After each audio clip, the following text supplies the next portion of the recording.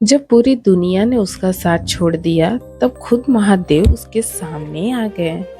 रात के करीब 2 बज रहे थे। पूरा गांव गहरी नींद में सो रहा था। लेकिन एक छोटा सा घर ऐसा था जहां आज भी रोशनी जल रही थी। उस घर के एक कोने में बैठा था आरव, आंखों में आंसू, हाथों में महादेव की छोटी सी तस्वीर और दिल में हजारों दर्द।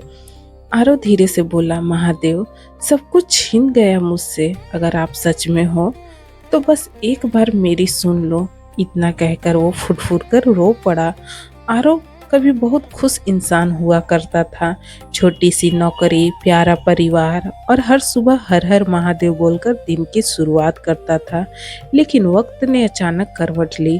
कुछ ही महीनों में उसकी नौकरी चली गई, माँ बीमार पड़ गई, दोस्तों ने साथ छोड़ दिया और जिस लड़की से वो सबसे ज्यादा प्यार करता था उसने भी कह दिया, तुम अब मेरे लायक नहीं रहे।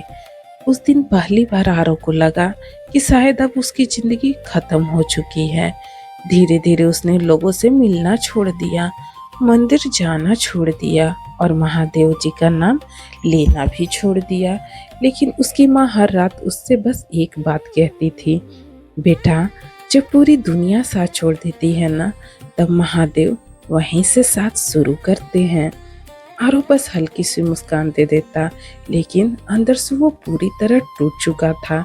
एक रात अचानक उसकी माँ की तबीयत बहुत ज्यादा खराब हो गई। डॉक्टर ने कहा, अगर इलाज जल्दी नहीं हुआ तो इन्हें बचाना मुश्किल होगा। लेकिन आरव के पास पैसे नहीं थे, एक भी नहीं। उस रात वो टूट चुका था। बारिश हो रही थी और कांपते हुए कदमों से वो गांव के पुराने शिव मंदिर पहुंचा। पूरा मंदिर खाली था, सिर्फ एक दीपक जल रहा था और सामने शांत बैठे थे महादेव। आरव शिवलिंग के सामने घुटनों पर बैठ गया और रोते हुए बोला, महादेव, मैं हार गया, मैंने सबको खो दिया। अब माँ को मत छीनना, मेरे पास कुछ नहीं बचा। इतना कहकर वो मंदिर की सीढ़ियों पर ही सो गया। और फिर उस रात कुछ ऐसा हुआ जिसने उसकी जिंदगी हमेशा के लिए बदल दी। आरव ने सपने में देखा, चारों तरफ घना अंधेरा है और वो अकेला एक सुनसान रास्ते पे चल रहा है। अचानक दूर से डमरू की आवाज आने लगी, डम डम डम डम। पूरा वातावरण कांप उठा, हवा तेज चलने लगी और फिर धुएं के बीच से जटाओं में गंगा, गले में नाग, नीली कंठ और त्रिशूल लिए स्वयं महादेव उसके सामने प्रकट हुए। आरव कांपने लगा, उसकी आंखों से लगातार आंसू बह रहे थे। वो रोते हुए बोला, महादेव, क्या सच में आप हैं? महादेव मुस्कुराए और बोले, जिस दिन तुम्हें लगा कि तुम अकेले हो, उसी दिन मैंने तुम्हारा हाथ सबसे मजबूती से पकड़ा था। आरव रोते हुए बोला, तो फिर मेरी जिंदगी में इतना दर्द क्यों?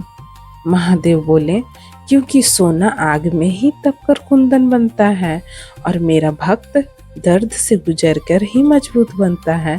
तुम हार नहीं रहे थे आरव, मैंने तुम्हें मजबूत बना रहा था।